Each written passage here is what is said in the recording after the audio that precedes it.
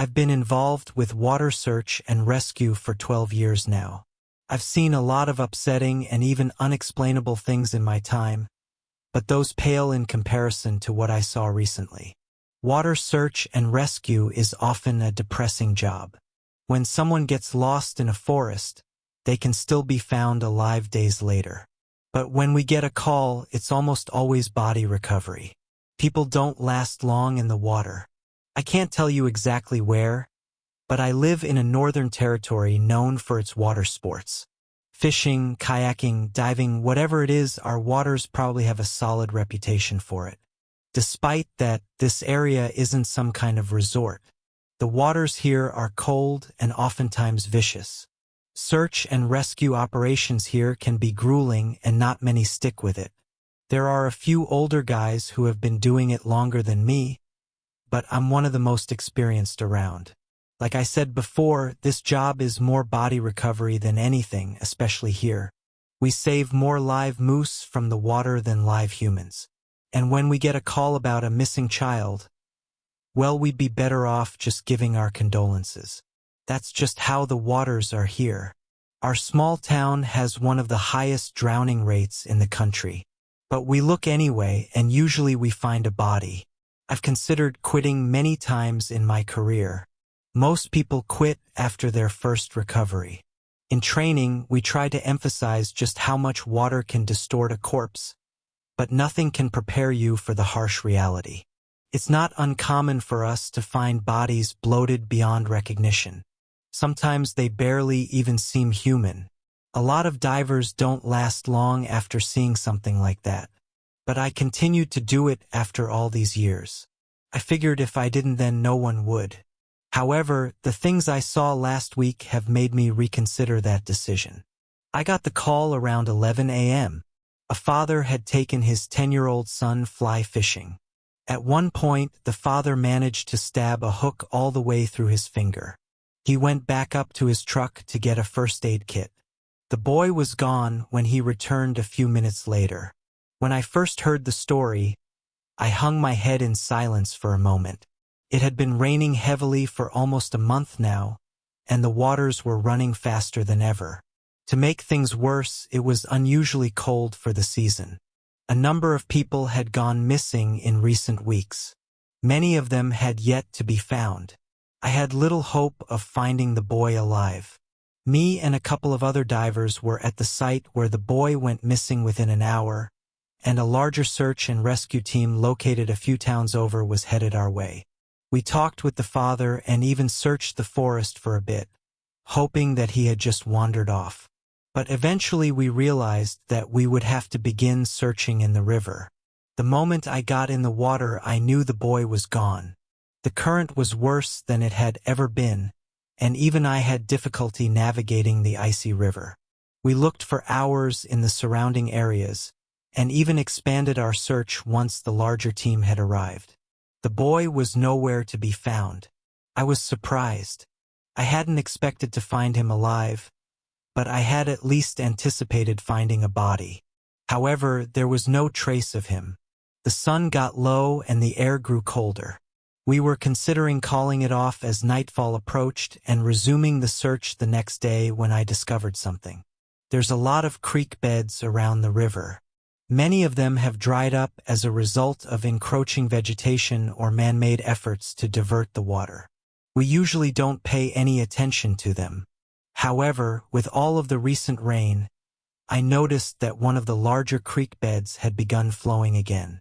A surprising amount of water crashed through it, easily enough to carry a young boy. The creek ran directly across a bend in the river, connecting it at 2 points. I followed it and realized that the boy could be located outside of our initial search area. As I approached where the creek reconnected with the main river, I felt a sinking feeling in my gut. There's a place in the river where not even search and rescue divers are supposed to go. It's known as Badwater. This area lies on one half of the river and runs for about 100 yards. It's near a densely vegetated area, so we don't often have to worry about people swimming there. But a lot of disappearances occur in the surrounding waters. Despite that, I've been warned not to dive there since I began doing search and rescue. Supposedly, the undercurrent is so strong that even the most experienced swimmer would be swept away in an instant. Don't go near Badwater. It was a mantra of the older divers. The creek ended exactly in the center of the Badwater region. As I reached it, I stopped and chewed my lip thoughtfully. If I went back and reported this to the other divers, they would tell me to let it go. They wouldn't let me dive there. But deep down I felt like the boy's body must be tangled up in some weeds nearby. If only I could find it.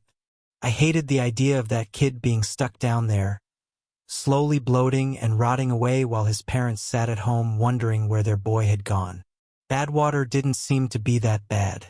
I'd seen rougher waters before, but I knew looks could be deceiving.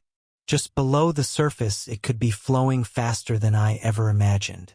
And I'd be swept away in an instant. Besides, I wasn't supposed to dive alone. I almost turned back, but something made me stay. I stared into the river for a moment, thinking about the boy. Then I put on my gear and dropped into the icy waters. The first thing I noticed was that the current actually seemed pretty weak. As a matter of fact, it was weaker than the rest of the river. The water was extremely deep there, and I could see only blackness below as I dove. I kicked deeper and deeper, thinking that the current might pick up lower down, but the opposite seemed to be true. The water was almost completely still. I went even deeper until finally green shapes began to materialize in front of me. I thought I'd finally reached a bed of weeds, but as I kicked lower, the truth came into full view. I felt vomit come up at the sight, an odd and dangerous sensation when you're wearing a scuba mask. Countless arms stuck up from the ground below. I thought I had come upon a trove of bodies, but the disgusting reality became even more apparent only a moment later. The arms grew directly into the ground. They even had roots that spread out from the base. It was as if someone had cut off hundreds of arms at the shoulder and planted them there. They were green, and I watched as they clutched at the water around them. They varied in size and seemingly age. Grotesque baby hands sprouted near the bottom, and they opened and closed their fists hungrily. It was then that I saw the boy. His eyes stared sightlessly ahead as those grotesque arms pulled his dead body downward. It seemed they had just gotten a hold of him. The arms yanked at him, burying him in the surrounding sediment. They pushed and writhed and squirmed until he was securely buried up to the chest. I stared in mesmerized horror. That was when the other bodies came into focus. There must have been at least 4 more, all in varying stages of decay. Some were bloated beyond recognition, only bulky, white masses that protruded loosely from the riverbed.